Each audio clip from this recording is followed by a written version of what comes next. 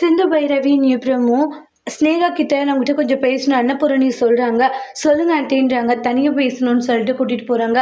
சொல்லுங்கள் என்ன விஷயன்றாங்க. இங்கே பாரும்மா, சிவாவுக்கு ஒரு நல்ல ஃப்ரெண்டாக இருந்துக்கோ சரியா? அதை விட்டுட்டு சிவாவையும் சிந்துவையும் பிரிக்கணும்னு நினைக்காத.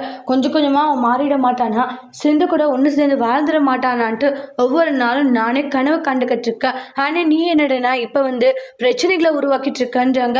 ஆண்டி, நானும் சிவாவும் எந்த அளவுக்கு காதலிச்சோம், நாங்கள் கல்யாணம் பண்ணிக்கணும் ஆசைகளோடு இருந்தோம். நீங்க சிந்துவுக்கு கல்யாணம் பண்ணி வச்சிட்டா எப்படி?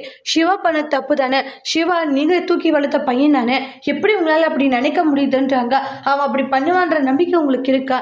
மூணாவது மனுஷன் நானே அவன் அப்படி பண்ண மாட்டான்ற. ஏன் அவங்களுடைய பெத்து வளர்த்துன அவங்களுடைய அம்மாவும் நம்ப மாட்டேங்கிறாங்க. நீங்கள் மட்டும் எப்படி சிவா தப்பு பண்ணா நம்புறீங்க அப்படின்ட்டு எல்லாம் சொல்கிறாங்க. இங்கே பாருங்கள், நீங்கள் தப்பு பண்ணிட்டீங்கன்றாங்க. இங்கே பாரு, நான் தப்பு பண்ணல சரியா?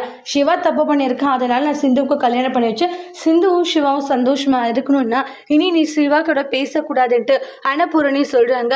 யார் நீங்கள் சொல்கிறதுக்கு? கண்டிப்பாக நான் சிவா கிட்ட பேசுவேன். யார் என்ன சொன்னாலும் சரி, கவலையே படமாட்டேன் நானேன்னு சொல்லிட்டு ஸ்னேகா அவங்களுடைய பெரியம்மாவை திட்டிட்டு போயிடுறாங்க. அதாவது சிவாவுடைய பெரியம்மாவை.